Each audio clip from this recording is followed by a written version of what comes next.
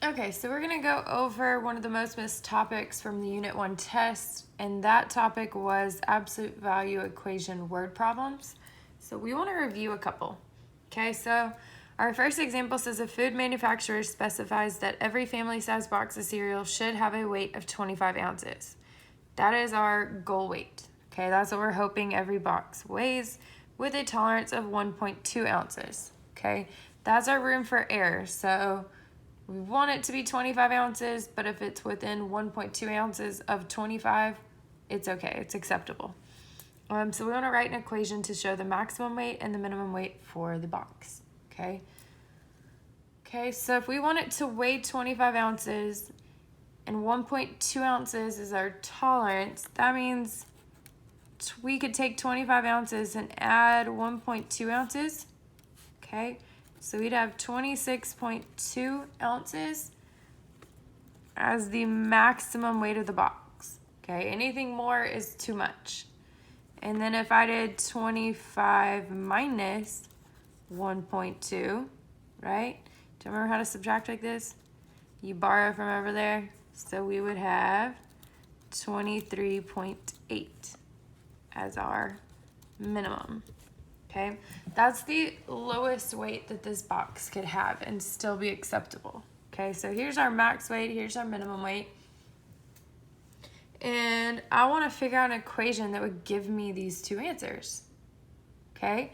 So since weight can never be negative, you can't weigh negative 100 pounds, right? You can't weigh negative, nothing can weigh negative pounds. So because of that, we're going to put it in absolute values, okay? Because absolute value keeps everything positive. It's our distance from zero, okay? So we're going to let X be the weight of the box, okay? X is our weight of the box. So I'm going to take the actual weight of the box, and I want to figure out if the difference from the weight of the box is within 1.2 of our goal weight, right? So if I take that weight, let's say our weight was 28 pounds, pretending. If I were to do 28 and I would subtract away our goal weight, then we get 3. 3 is greater than our tolerance weight, which is 1.2, right? So you would know that that weight of 28 pounds is not acceptable, okay? You can also see it from the way we solved it to figure out our maximum or minimum. 28 was greater, so it wouldn't be acceptable. But what we're doing is we're taking our weight of the box and we're subtracting our goal weight, okay? The amount we get, the difference when we do this, needs to be within 1.2 ounces, okay? So if we set it equal to 1.2, then that is going to help us find our minimum and our maximum, okay? So let me erase this. The reason being is if you were to solve this absolute value equation, our absolute value is already isolated, as you can see. So we would set up our two equations. We would have x minus 25 equals 1.2. And then our second equation would be x minus 25 equals a negative 1.2. And I'm running off the page there, okay? So if we were to solve this, we would add 25 to the right or to the left, and then we get x equals 26.2 as our maximum, which is what we found over here. If we were to solve this equation, we would add 25 to both sides, and we get x equals 23.8 as our minimum. Okay, so this would be our absolute value equation.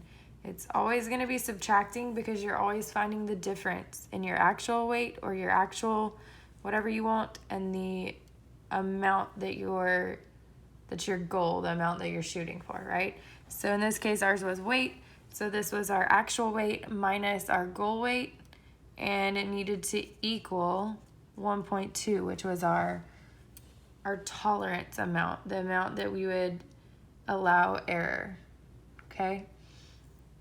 So let's look at this second one down below.